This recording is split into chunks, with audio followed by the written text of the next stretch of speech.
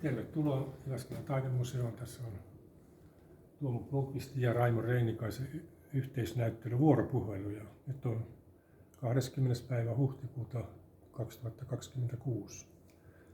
Tällä videolla esittelen omat teokseni. Tässä ensimmäisenä on tämmöinen teos kuin Varjo. Tämä on vuodelta 2025. Tässä on tämmöisiä kirkkaita ja puhtaita värejä. Puupohja on maalattu akryyliväreillä ja siinä on päällä epoksihartsia. Sitten on toisena elementtinä on tämmöinen ruostunut pelti, mikä on tullut mulla vastaan joskus metsäkävelyllä. Sieltä sammaleista vähän pilkistänyt tämmöinen pelti, ja jos tarkkaan katsoo, niin siinä on pari luodinreikää. Että ehkä se on ollut joku kanisteri, mihin on metsästäjä tarkentanut asettaa, ja sitten se on jäänyt sinne ruostumaan. Siinä on tämmöinen jännite näiden kahden maailman välillä. Seuraavana teoksena aloittaa tämmöinen teos kuin Paikattu puu. Se on tämmöinen vanha koivurunko, joka on pystyyn kuollut.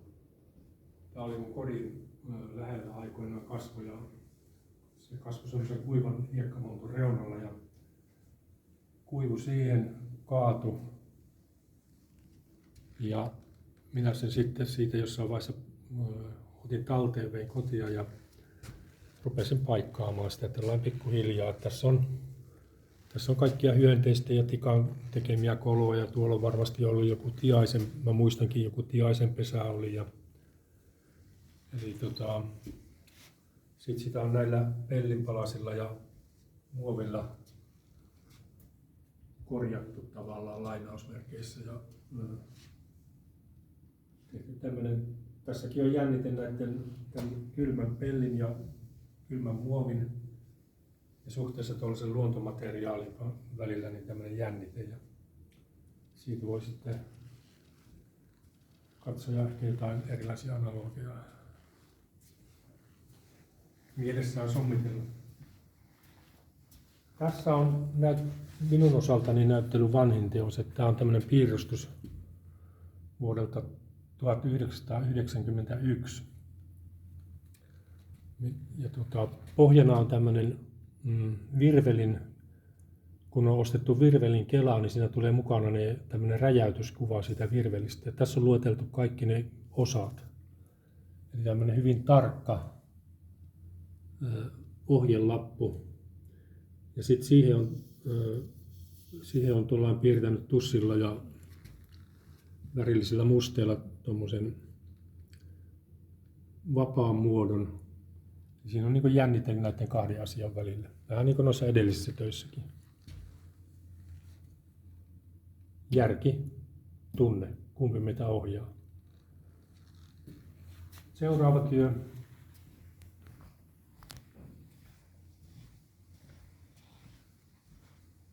Seuraava työ on tältä vuodelta eli 2026.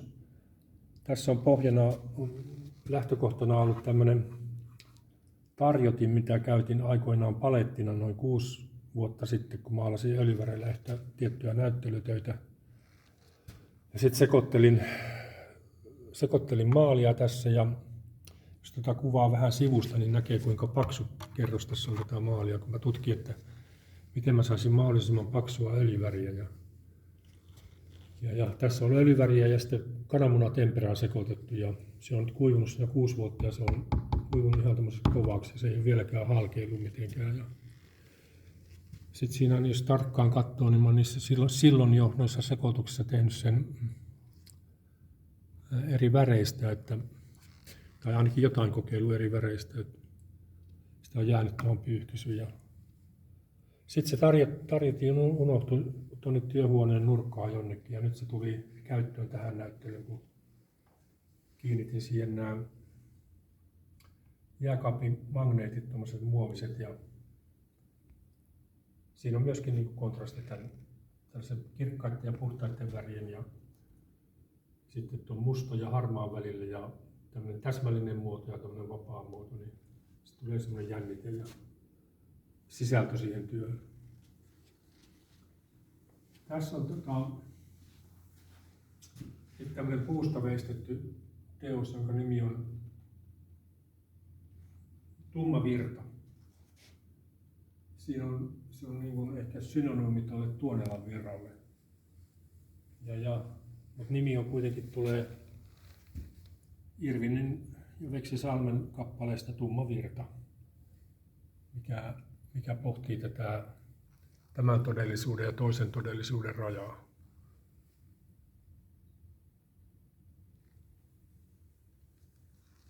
Noin lyhyesti sanottuna. Seuraavana työnä on tässä työ, minkä nimi on Keltainen. Eli mulle oli vaikeaa, on ollut jossain vaiheessa tuo keltaisen käsittely maalauksissa. Eli mä maalasin nyt tällaisen keltaisen vaan, tämä akryylillä maalattu puulevy, joka on pinotettu sitten vielä epoksihartsilla, että se kiiltelee ja on tämmöinen aika niin kuin, liininen. Ja sitten sen kontrastina on tämmöinen niin kuin, tällainen kehys, mikä on tämmöisistä pikkupuunpalasista koottu ja siinä on niin kuin kehys. Se on varmasti pysyy tuo keltainen siellä sisällä. Keltainen pyrkii yleensä laajenemaan, niin se on siellä talletettuna nyt. Seuraava työ on tässä teos, jonka nimi on Yllätysruoste. Tämä on myöskin tältä vuodelta. Tässä on pohjana on tämmöinen vanhan pesukoneen kansi. Eli tässä on ollut tämmöiset saranan paikat, että se on niin kuin päältä aukaistava pesukone ja tuossa on ollut se lukkolaite. Tämä on vanha pesukone, mikä mun vanhemmat hommas silloin, kun mä ollut pikkupoika jo, niin ja se palveli meidän perhettä ainakin sen yli 40 vuotta pitkästi jo. Sitten se lopullisesti hajosi, niin ne pellit mä otin tietysti talteen, kun mä otan kaikki talteen melkein, niin mä niistä sivukuorista jo tein yhden veistoksen ja sitten on tää kansi jäljellä. Tää oli niinku tuolla ulkona sitten ruostunut lopullisesti tällaiseen kuntoon, että se on niinku läpiruostunut tuolta ja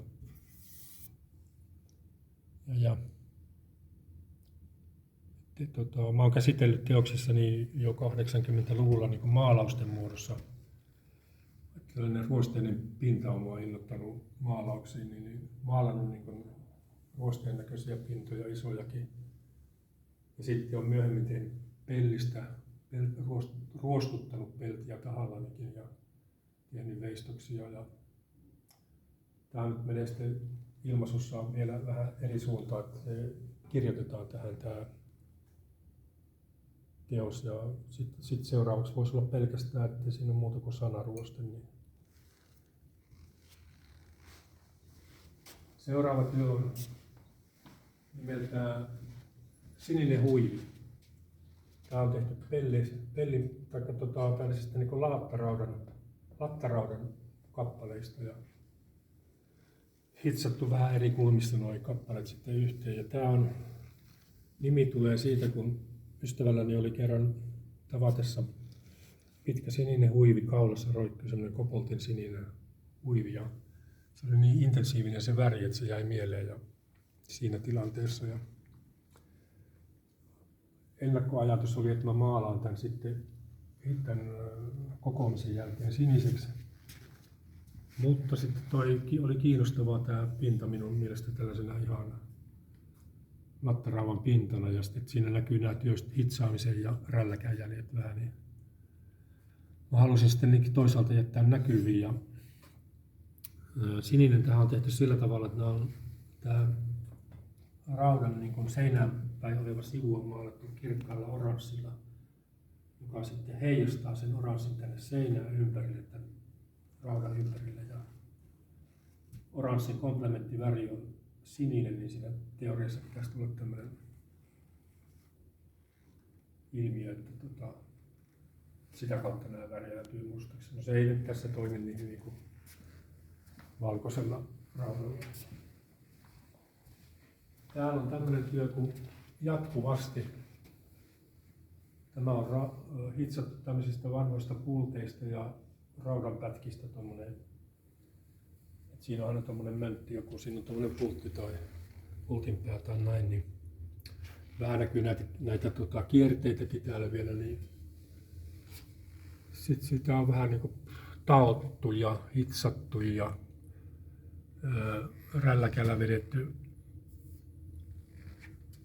muotoiltu ja lopuksi sitten lakattu. Ja tää on 2 metriä pitkä tasa ja tuolla näkyy tommonen punainen merkki, niin se on siinä 2 metrin tangossa niin 176 sentin kohdalla ja mä huvikseen merkkasin siihen sen, kun mä oon pisimmällä ollut 176 senttiä, mutta nyt on jo pari senttiä lähtenyt. Seuraava työ on sitten tämmönen kuin värilämpötila nimeltään. Eli tässä on käytetty vanhaa tuommoista lämpömittaria, ulkolämpömittaria, mikä on jo vähän tällä rapistunut ja ruostunut ja sitten sinne on laitettu näitä väriliituja. Mä en tätä värilämpötila-asiaa tässä nyt sellaista enempää, mutta joka tapauksessa niin nämä kylmät värit, siniset, on täällä pohjalla ja sitten se rupeaa pikkuhiljaa lämpenemään keltaisen, oranssin kautta punaiseen. Ja mä tämän ripustin sitten tähän seinälle, missä on nämä taidemuseon ilmanhaistelijat. Tässä on kosteushaistelijat ja lämpötilahaistelijat, niin tämä on myös eräänlainen mittari. Sitten on tämmöinen vapaasti tilassa oleva veistos. Tämän nimi on, mikäs tämän nimi nyt olikaan, hyppytorni. Ja tämä on kanssa metallia, tämä on hitsattu kasaan tämmöistä metallipalkista ja sitten mä teen tällaiset portaat tuohon ja sitä on maalattu muutamalla maalilla ja välillä hiottu ja maalattu ja sitten lakattu lopuksi. Ja ideana on tässä, että ne ensimmäiseen tasoon on aika kova matka nousta ja sitten onkin jo tällaisiin tasaisen välein näitä askeleita ja tästä sitten voi astua niin kohti tuntematonta. Ei tiedä miten jatkuu. Tässä on toinen tämmöinen porrasvaiheinen teos. Tämä on tehty ihan teräksestä kanssa. Ruostunutta kulmarautaa ja laattaa rautaa hitsaamalla ja se on siihen mä oon vetänyt myös tuollaisen niin kulmahiomakoneella hionut tuommoisia erilaisia jälkiä, että se kiiltelee ja sitten se on lakattu. Ja ylös alas on tämän nimi. Tai näin päin.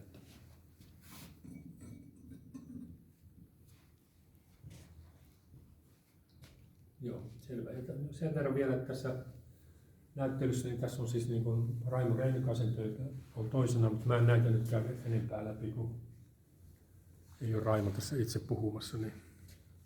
Mutta yhteisnäyttelystä on kysymys. Me ollaan Raimon kanssa hyviä ystäviä. Joo, kiitos.